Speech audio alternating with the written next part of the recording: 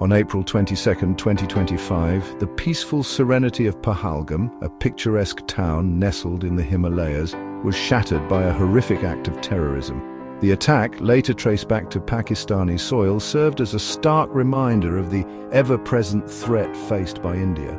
This act of aggression ignited a firestorm of anger and determination within India, setting the stage for a calculated and decisive response. Operation Sindoor. Pakistan's subsequent attempts to target Indian civilian and military infrastructure on May 9 and 10, 2025, further escalated the situation, making a robust Indian response inevitable. This was not merely a terrorist attack, it was an assault on India's sovereignty.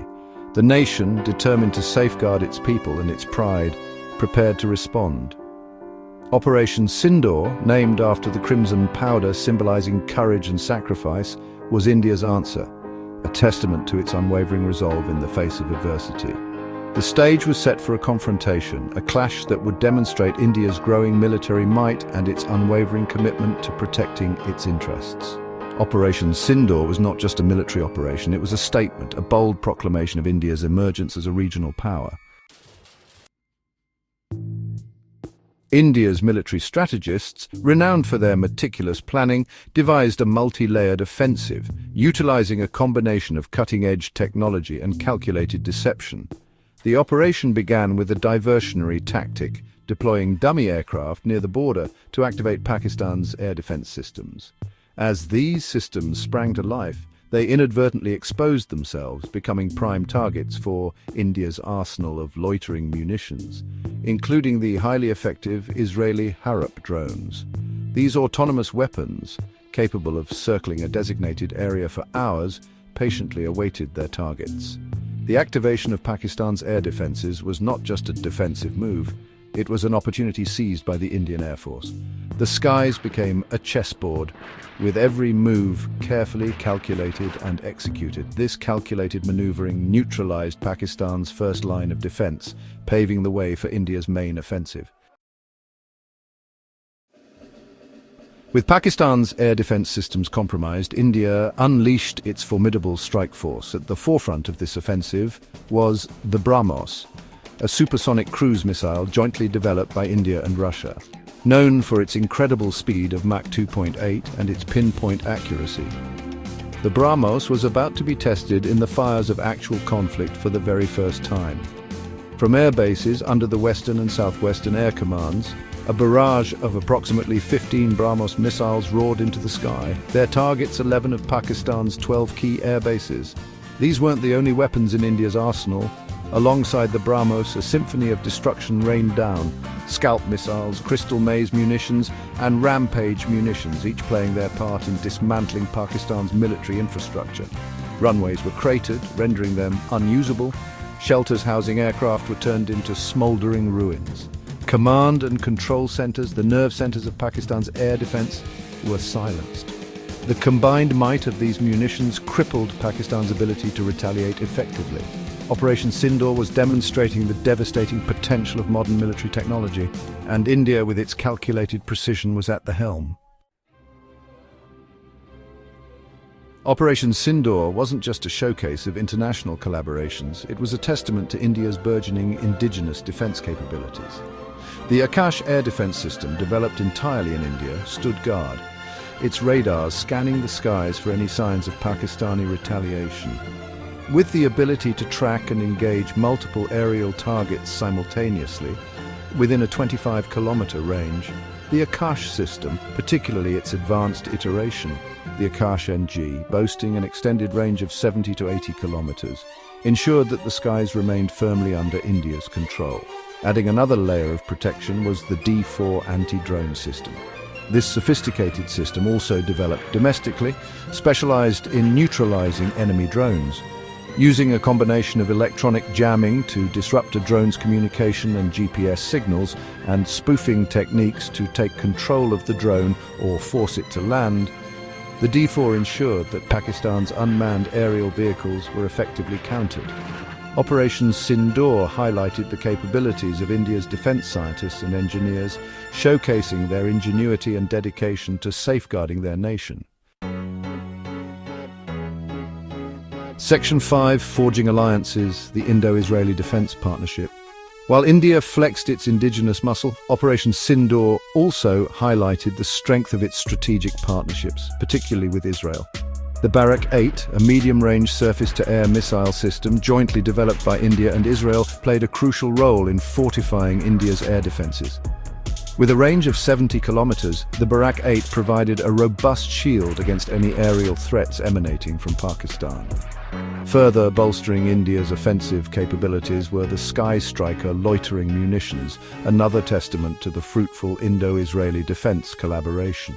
These munitions provided India with a potent weapons system capable of precisely targeting and destroying enemy assets while minimizing collateral damage. The joint development and deployment of these advanced systems underscored the deep strategic synergy between India and Israel, forging a partnership built on shared security concerns and a commitment to technological advancement. Section 6, a decisive blow, assessing the damage and Pakistan's response. As the dust settled and the smoke cleared, the true extent of the damage inflicted upon Pakistan's military infrastructure became horrifyingly clear. High-value assets, including long-endurance unmanned aerial vehicles, crucial for surveillance and intelligence gathering, were reduced to wreckage. An airborne early warning system, Pakistan's Eye in the Sky, designed to provide early warning of incoming attacks, was crippled, leaving their airspace vulnerable. The air bases targeted in the operation were left in disarray, their operational capacity severely hampered. Faced with this stark reality, Pakistan's options were limited. Their retaliatory strikes had been thwarted, their air defenses lay in ruins, and their ability to project air power was severely compromised. In a desperate attempt to de-escalate the situation, Pakistan initiated a request for a Director General of Military Operations level meeting with their Indian counterparts. Operation Sindoor had achieved its objectives, delivering a resounding message that acts of aggression would not go unanswered. Section 7, The World Reacts. International response and the Turkish connection. The world watched with bated breath as Operation Sindoor unfolded. The audacity and precision of the operation drew praise from unexpected quarters. Retired US Major General James Marks, known for his strategic insights, commended the Indian Army for its professionalism and restraint, highlighting the surgical nature of the strikes and the minimal civilian casualties. However, the operation also brought to light some uncomfortable truths about regional alliances. Reports emerged of Turkish military operatives among the casualties on the Pakistani side, exposing a covert axis of support that had long been suspected. This revelation caused a diplomatic firestorm, straining relations between India and Turkey. The international community was forced to acknowledge the complexities of the geopolitical landscape, where allegiances often ran deeper than publicly acknowledged. Operation Sindoor, while a military success for India, had also inadvertently shone a light on the intricate web of regional alliances. Section 8. A resounding success, strategic implications, and India's regional prowess. Operation Sindoor reverberated far beyond the immediate aftermath of the conflict. It marked a watershed moment in India's military history, showcasing its ability to project power and defend its interests with precision and decisiveness. The operation significantly bolstered India's image as a regional power capable of taking on threats and acting decisively. It sent a clear message to its adversaries that aggression would be met with swift and resolute retaliation. Furthermore, the operation provided a significant boost to India's Atmanirbhar Bharat initiative, which translates to self-reliant India.